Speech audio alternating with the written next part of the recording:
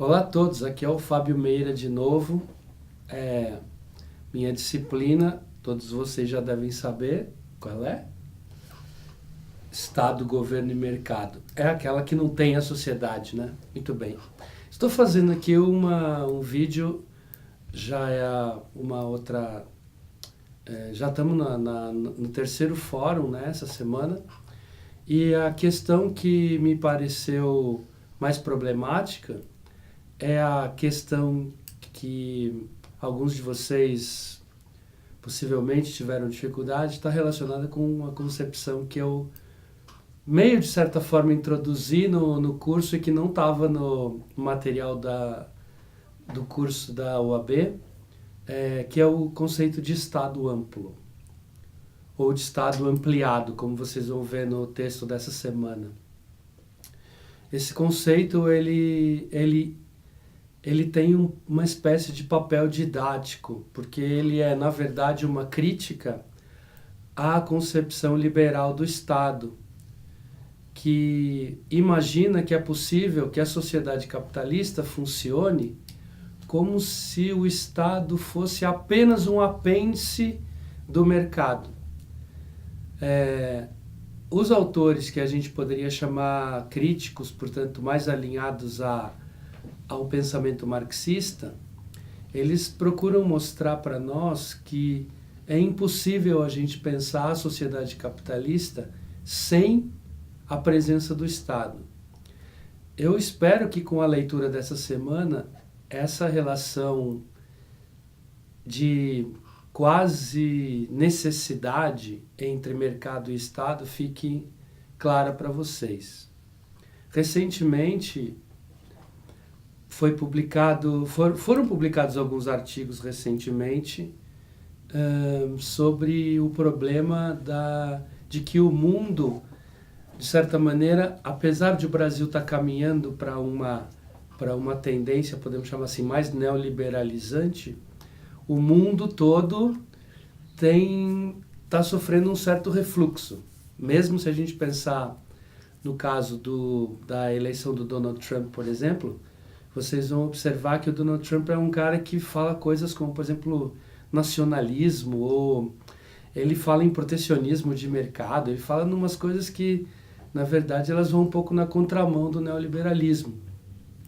Não deixa de ser interessante entender que, como eu pedi para vocês fazerem na atividade, tentar mostrar que as crises capitalistas, elas estão cada vez mais presentes, e à medida que elas estão cada vez mais presentes, a gente também nota que o papel do Estado é cada vez mais importante para contornar essas crises, mas não no sentido de inclinar o pêndulo para o lado socialista. Eu acho que essa que é a questão mais importante.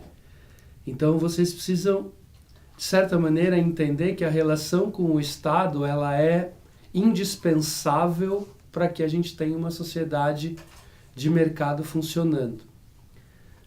No caso do texto que a gente vai ler essa semana, o autor, ele vem do campo do direito, ele vai tentar mostrar que a própria forma do Estado, como uma espécie de terceiro elemento que tem um papel fundamental de coordenação das atividades econômicas, da produção econômica e da produção de lucro e, portanto, de extração de mais-valia, regulação de competição, por exemplo, e coisas dessa natureza, faz com que o mercado seja muito mais eficiente. Quer dizer, a gente poderia pensar assim, que um dos axiomas do pensamento neoliberal seria, bom, vamos deixar o mercado funcionar, porque daí sim nós vamos ter a eficiência econômica a toda prova. O que a crítica marxista vai dizer é o seguinte: lamento informar, mas se a gente deixar o mercado funcionar, a gente não vai conseguir fazer a coordenação necessária. Veja que interessante, porque a própria teoria neoclássica, quando ela fala, por exemplo, em questões relacionadas a custos de agência e custos de transação, ela, de certo modo, define a necessidade de uma instância coordenadora para que a atividade econômica não seja pautada puramente pela racionalidade do cálculo e pelo oportunismo. Então, não é somente os marxistas que apontam para a necessidade de uma coordenação. O que os textos que eu trouxe para vocês fazem é tentar mostrar que essa coordenação ela se faz pelas instituições e ela se faz também por outras organizações, como, por exemplo, as escolas, que têm um papel de moralizar, por exemplo, os trabalhadores. Vão pensar numa escola dedicada, né, a isso, como, por exemplo, no Brasil a gente tem aquele sistema chamado Sistema S, não é? Que é um sistema todo dedicado à formação de trabalhadores. Então, quer dizer, de que modo eu devo incluir esse tipo de atividade como atividade de coordenação para uma sociedade de mercado, pensando numa concepção de Estado amplo. É como se o Estado amplo é uma espécie de antecipação daquilo que depois, com o neoliberalismo e com o pensamento liberal, etc., alguns autores vão... uma aproximação que eu estou fazendo para vocês refletirem, não é? Muita gente fala hoje, ou falou mais possivelmente nos anos 90, início dos anos 2000, em terceiro setor, que é um setor tipicamente, que é uma espécie de setor estatal, só que não está no governo. Tem um papel de regulação, tem um papel, por exemplo, de coordenar projetos sociais, de resolver questões sociais de um espectro amplo, etc. Esse setor teria também, por exemplo, um papel que seria, teoricamente, do Estado, mas numa nova configuração da relação governo, mercado e Estado, esse setor entra como mais uma possibilidade de coordenação.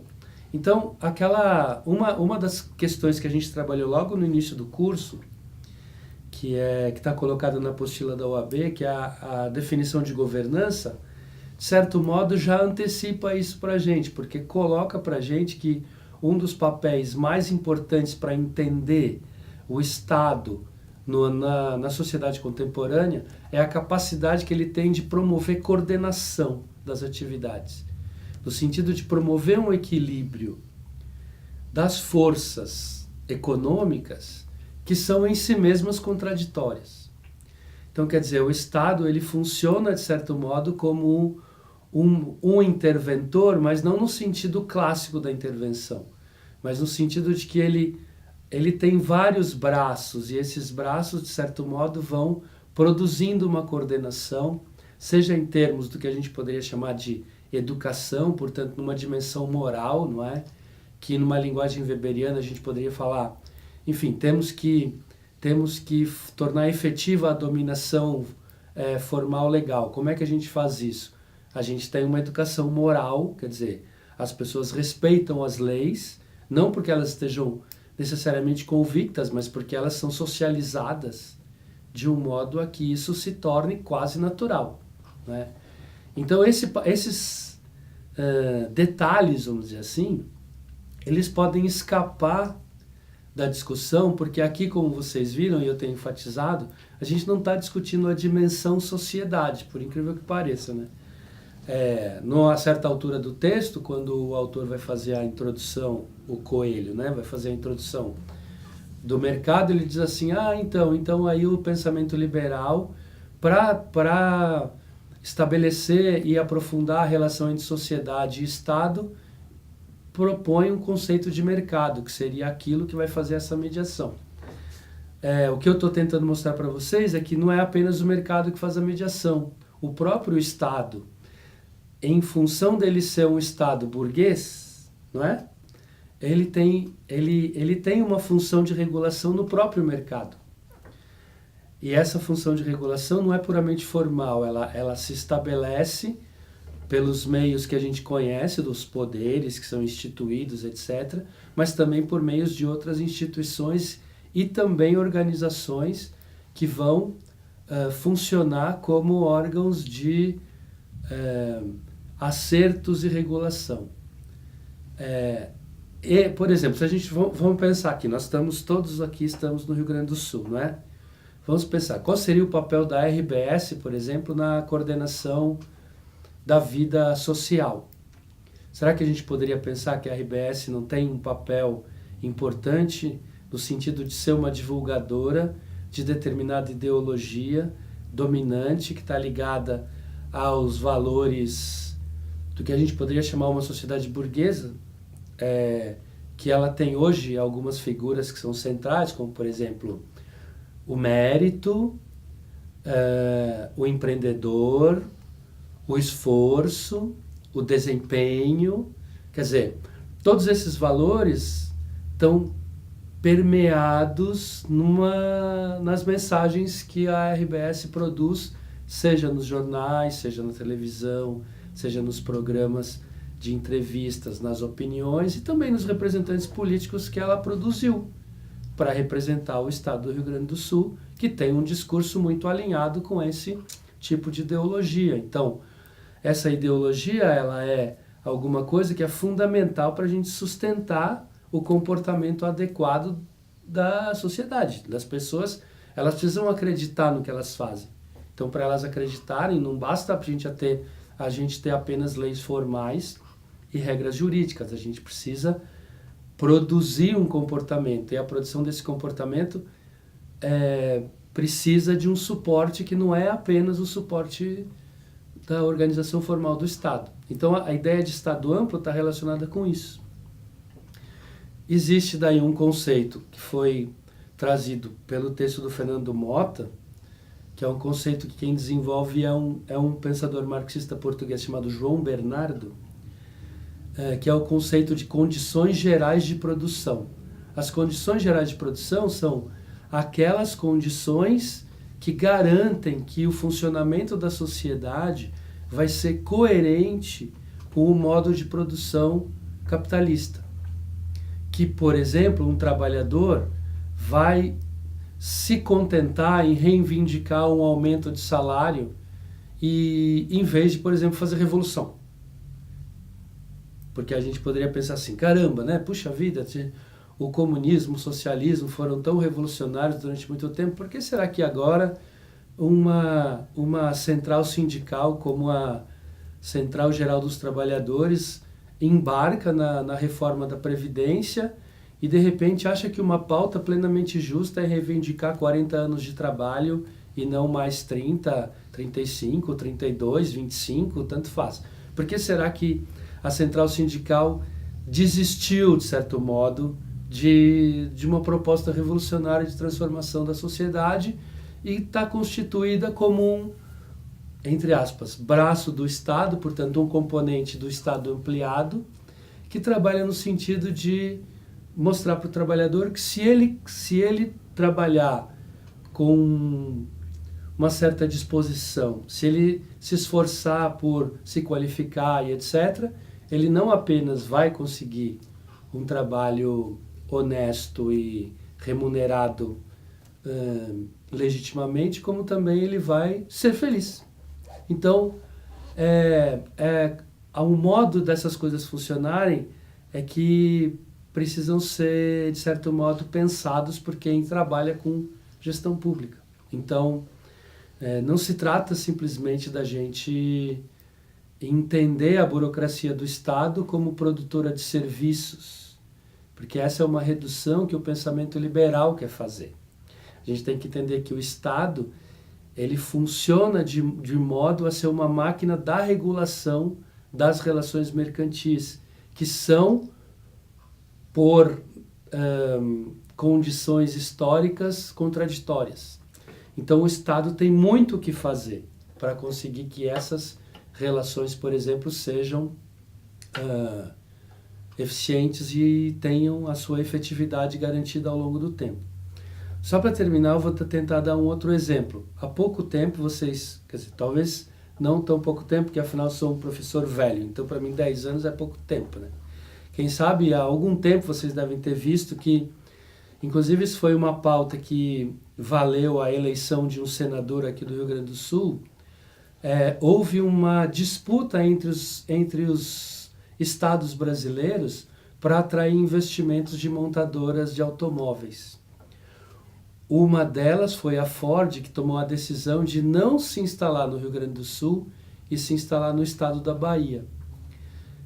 Se não me engano, quem era o governador, eu posso estar enganado, mas se não me engano, o governador nesse período era o Olivo, que foi candidato a senador pelo Partido dos Trabalhadores, e o Lazier Martins, que era o candidato do PDT, nos debates eleitorais, insistiu no erro que foi o Estado do Rio Grande do Sul não ceder às pressões da empresa para garantir um certo benefício fiscal para que ela pudesse se instalar no Estado.